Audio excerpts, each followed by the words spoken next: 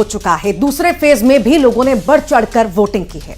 उधर हरियाणा विधानसभा के लिए प्रचार ने जोर पकड़ रखा है और बीजेपी की तरफ से पीएम मोदी ने मोर्चा संभाला और कांग्रेस पर जमकर प्रहार भी किए। देखिए जरा।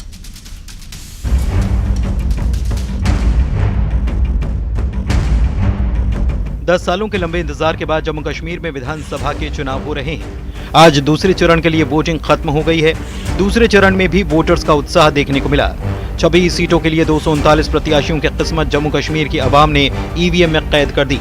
सुबह से ही मतदान केंद्रों पर वोटर्स पहुंचने लगे और दोपहर के बाद मतदान में तेजी देखी गई। अपनी किस्मत आजमा रहे प्रत्याशियों ने भी वोटर्स के उत्साह का जिक्र किया और माहौल की तारीफ की। शाम 5 बजे तक वोटिंग प्रतिशत का आंकड़ा बढ़कर 54% पहुंच गया, जबकि ओवरऑल मतदान प्रतिशत बढ़ सकता है।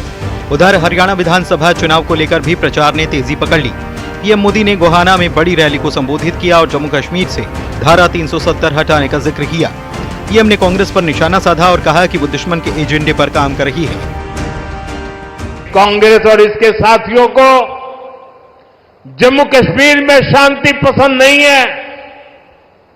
कांग्रेस जम्मू कश्मीर में फिर से धारा 370, आर्टिकल 370 वापस लाना चाहती है। कांग्रेस जम्मू कश्मीर में आतंक और अलगाव को फिर से हवा देना चाहती है। तुष्टीकरण के लिए कांग्रेस देश के दुश्मनों के एजेंडा को भारत में लागू करना चाहती है। प्रधानमंत्री यही नहीं रुके और भ्रष्टाचार को लेकर कांग्रेस को आड़े हाथों लिया। उन्होंने कांग्रेस को सबसे ज्यादा भ्रष्ट और बेईमान करार दिया। कांग्रेस के शाही परिवार से जो भी प्रधानमंत्री बना, उसने हमेशा आरक्षण का विरोध किया है। आरक्षण का विरोध, आरक्षण से नफरत, ये कांग्रेस के डीएनए में है। इसलिए आज भी हम देखते हैं कांग्रेस के शाही खानदान की चौथी पीढ़ी भी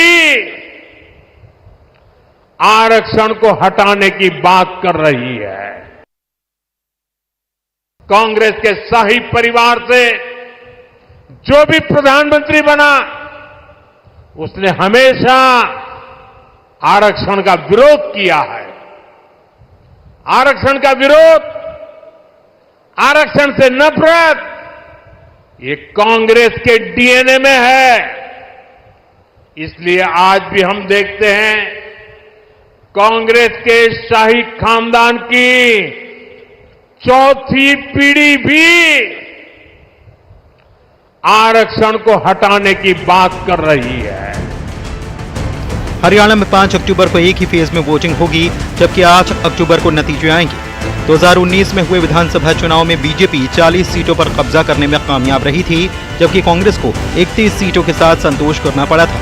इस बार कांग्रेस सत्ता में लौटने की कोशिश कर रही है, वहीं बीजेपी सत्ता की चाबी अपने पास ही रखने की कोशिश करेगी। Bureau report, news 18।